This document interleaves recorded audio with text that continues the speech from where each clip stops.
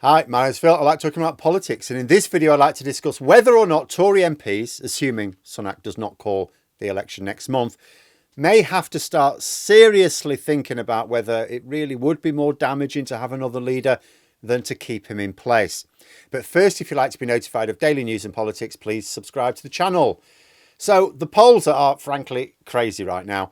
Labour extended their lead over the Conservatives with YouGov, one of the most reliable pollsters for years, a couple of weeks ago. Then the gap crashed back down again last week.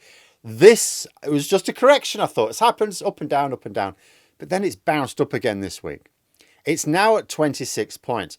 Granted, this is the largest gap of any top pollster, but this is still part of a wider trend of Labour maintaining their lead at least, if not actually extending it slightly this year. And this matters for the Tories because you look at how 2024 has gone so far. They began the year, the election year, by installing their election strategist Isaac Levidow full-time at Conservative campaign headquarters. No longer was he just going to be doing bits and pieces, he was now full-time on the job. The place has been bouncing for all of last month and this month. They stepped up to general election campaign levels. They've been splashing the cash on campaign levels of advertising. They cut national insurance early last month in order to try and generate that feel-good factor going amongst those who might fall for obvious pre-election tax cuts, which will go straight back up after the election. This is the Tories not only trying their best, but committing maximum resources to the project. And yet, what's happened in the polls as a result of this intense effort? Have they got the polls narrowing even a little bit? No. Labour currently have a greater poll lead with YouGov, but it's also greater with the average of all the top pollsters. Labour currently have a poll lead across the board 2 points higher than at the start of January. Now, like I always say, don't pay attention to snapshots. You look at the overall trends. The polls next week might show Labour back down to exactly the poll lead it had at the start of the year. That doesn't matter. The poll lead is so large that Labour just maintaining it against the full force of the Tory campaign machine, because that's what we've got in action now, that is an achievement in itself. And as I was looking through the Financial Times poll of polls, I saw something interesting. They break down the averages of voting intention by various demographics. Now, we have been able to see for some time that Labour are leading the Conservatives on almost all demographics. There are only two where the Conservatives lead Labour: those who voted Leave and those over the age of 65. That's it. Now, when you look at how those two demographics are behaving since Sunak took over, he hasn't extended the lead over Labour amongst Leave voters, so chasing after Leave voters hasn't really helped him. It's pretty much the same gap, although with a lower proportion saying they'll vote for either Labour or the Conservatives, as Reform UK have swept in. But what's interesting to me is the pattern of voting intention amongst the over 65s. This is an absolutely vital group for the Tories because elderly people it's not just that they represent a large proportion of those eligible to vote, they do. It's that they traditionally vote in large numbers as well. Absolutely vital group for the Tories. And you can see that at the point Sunak took over, the Tory poll lead for this group was almost wiped out by Liz Truss. Now, he recovered that a little, never to pre-Truss numbers. But since last summer, that gap has closed back down again. In fact, although there's nothing to say that a polling trend will ever continue, if it did, it wouldn't take very long for Labour to establish a poll lead over this age group themselves, which is like unheard of. Unless something occurs to arrest the current trend, which is possible, of course, then Sunak could actually lose a poll lead amongst this last bastion of Tory support. So any Conservative MPs looking at this may now have to reevaluate their feelings about the election and Sunak's leadership.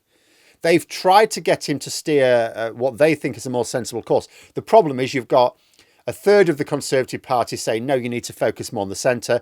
A third of the Conservative Party going, no, you need to tilt further to the right. And the rest of the Conservative Party going, oh, what time's lunch? You know, so they can't get Sunak to change tack. He's not changing tack. He's still sticking with his plan. So their choices are you just stick with him and you go over the waterfall, or you replace him.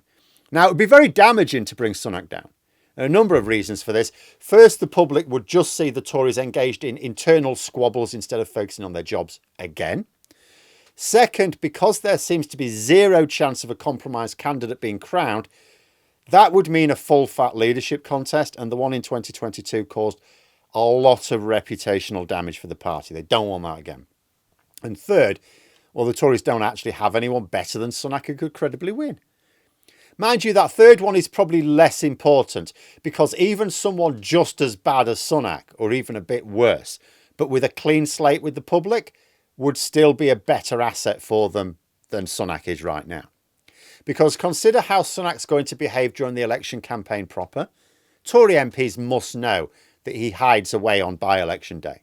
He hasn't just done it once, he's done it every single time. It's got to be a deliberate strategy which reflects the fact Sunak does not appeal to voters, and his strategists know it. He makes a mess of every attempt to engage with the public. How on earth is he going to get through public campaigning on the streets, TV interviews, TV debates? Then you look past the Tory voting intention, which is dire, and you look at Sunak's personal approval ratings. The Tories keep saying, oh, there's no love for Starmer. True enough, but there's positive hatred for Sunak. I mean, the gap between disapprove and approve is a gulf. At this point, you do have to wonder if changing the leader really would be worse than sticking with Sunak. For a long time, I've said, well, yeah, Sunak's bad, but it would be worse to replace him. I honestly don't even know now. I'd suggest that they ought to at least make the leadership contest as clean as possible, have all their arguments behind closed doors, and present a united front. Otherwise, changing the leader won't actually help them. So they'd have to make the process quick. I'm not sure that they'd get away with shutting out the membership from the process this time, but they'd have to. Because there's now an argument that maybe changing leader for an insane third time inside one parliament is actually better than the status quo. They'll get someone the public aren't really sure about, which isn't ideal, but better than one with Sunak's reputation. Obviously, it goes without saying they probably shouldn't make Suella Braverman or Liz Truss the leader. It might also energise some of their activists who are understandably struggling for motivation at the moment. In fact, if I think about it, were I to be asked if the Tories would be better off changing leader at this point, I would not say no on the basis that it will just look really bad or that they don't have any decent options available. Those things almost don't matter at this point. It would be purely based on, can they agree to get behind a leader in the common interest to make the process really quick, really simple, no aggro, and at least put on a show of unity. If Tory MPs could agree on a replacement which would allow them to get rid of Sunak quickly and easily without the fuss of a full leadership contest, I actually think there is an argument for doing so. It's just that I'm not sure they can get behind a unity candidate. The far-right factions can't even agree with each other who their leader should be. So the chances of agreeing with the One Nation faction seems fanciful. And so, paralysed by their lack of options, Tories will now have to face up to the only choice they actually have. First, you go for the May election, knowing that they're going to look pretty stupid when they lose heavily because the polls are telling them they're going to lose heavily. Or second, go long into autumn on the basis that the polls say they're going to lose heavily in the hope that a major miracle occurs, but knowing that actually when you look at the polls, there's every chance to suppose the current trends will make them much worse off after the summer.